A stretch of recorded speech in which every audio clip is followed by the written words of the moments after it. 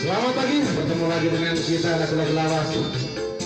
Yang tak asing lagi, selamat pagi rekan-rekan saya yang dimanapun Anda berada, langsung dari Villa Family Bogor. Terminal Madiun Ngawi, kenanganku berapa kawan aku walekake yen zaman anak Pak ukiran apa kulpeten ono ning pinggir perapatan.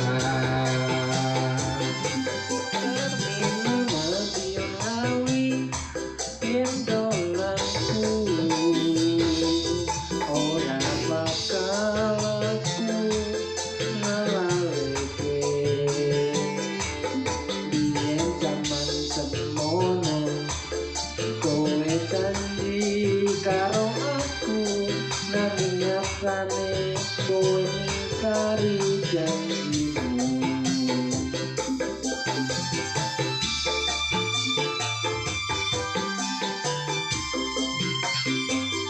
Yen aku kangen karo sliramu, tak sowan-sowan bokone tempatku. Yen aku kangen karo sliramu, tak elus-elus fotomu ning dompetku. Apa kowe ra krasa tak peten saben dina ra bakal ilang fotomu nang dompetku. Kowe ra krasa tak batin saben dina ra bakal ilang jenengmu ning atiku.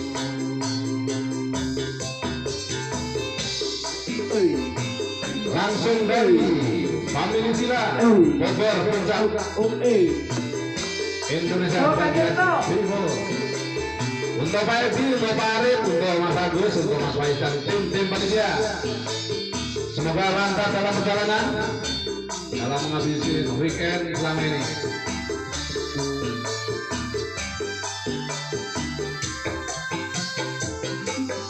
Terminal Madiun Ngawi, gondolanku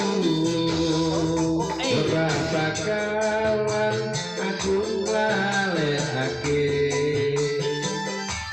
yen zaman semono kowe janji karo aku nanging nyatane kowe ngingkari janjimu.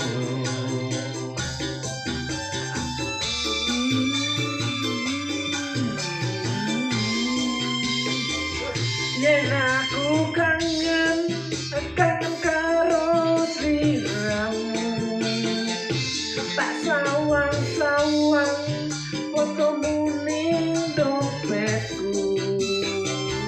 Yen aku kangen karo sliramu, tak elus-elus fotomu nang dompetku. Apa kowe ra krasa tak peten saben dina ra bakal ilang fotomu nang dompetku. Apa kowe ra krasa tak peten saben dina ra bakal ilang jenengmu nang atiku. Aku kangen karo sliramu, tak sawang-sawang fotomu ning dompetku. Yen aku kangen karo sliramu, tak elus-elus fotomu ning dompetku. Apa kowe ra krasa tak dino berapa kali hilang fotomu neng dompetku apa kuwi ra krasa apa saben dino berapa kali hilang fotomu neng dompetku.